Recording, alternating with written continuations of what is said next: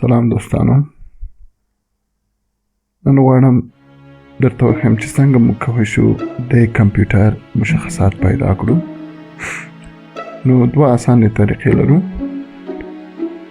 اول طریقه دا ده چې موږ باید راسو یو DXDIA چې په نامه ده، دا باید په رن کې ولیکو. طریقې زه درته ښیم، خلاصه سټیپونه یا مرحلې درته ښیم چې کومې مرحلې دي یا کوم دوه طریقې دي چې موږ کولی شو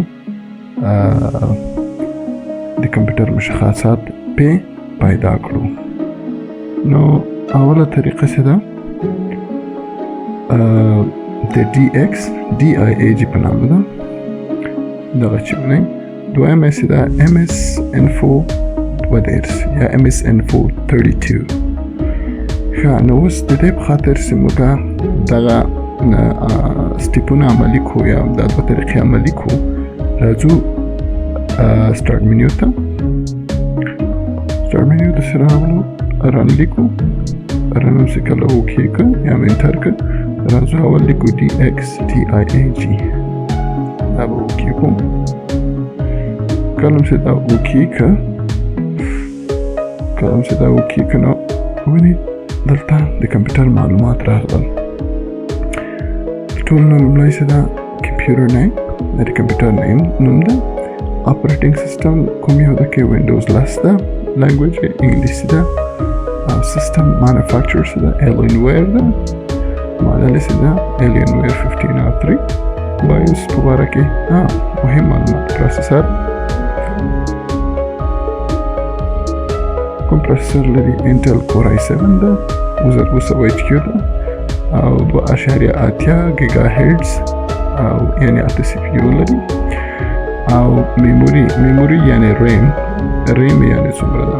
ریم چې ده 8192 MB ریم یعنی 8 GB ریم ده. کولی شو هغه بلې پاڼې ته، دویمه پاڼې ته ډسپلی په نامه ده، په دې کې موږ ته د ګرافیک کارډ او چیپونو په باره کې معلومات راکوي. نو زه د انویډیا GeForce GTX 1080 ګرافیک کارډ لرم چې مکمله میموري چې ده 10 GB ده یا 1040 MB. دغه د ساوند یا د اواز په باره کې معلومات دي. دا نو ټول معلومات دي. کولی شي دا انفارمیشن په کوم فایل کې سیف کړي او یا بند کړي. دویمه طریقه چې ده هغه ګورو.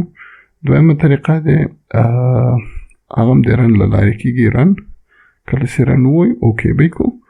دلته به ولیکو MS Info 2. دا مې چې کله اوکې که نو یو باکس غوندې به راخلاصي، په دې کې موږ ته معلومات راکوي. سیسټم سمري، دلته اپریټینګ سیسټم نوم، ورژن، ادر او اس ډسکرپشن، یعنی زیات معلومات دلته راکوي. یعنی دی هغه بل یو DXDIA نام دلته زیات معلومات دي. که دلته مثلا موږ ته ښیي چې مثلا موږ څومره میموري لرو، 8 GB یعنی ریم ده او فیزیکل میموري، ورچوال میموري ټول راکوي. دغه نه کولی شو موږ جدا هارډویر ریسورسز په باره کې معلومات وګورو. DMA ده، فورس هارډویر ده، کمپوننټس دي مثلا CD روم، ساوند ډیوایسز، ډسپلی. مقصد د کمپیوټر ټول مشخصات موږ کولی شو د دې لارې وګورو. خدای دې وکړي چې ویډیو مو خوښ شوي، لایک او سبسکرایب مو هیر نشي. مننه.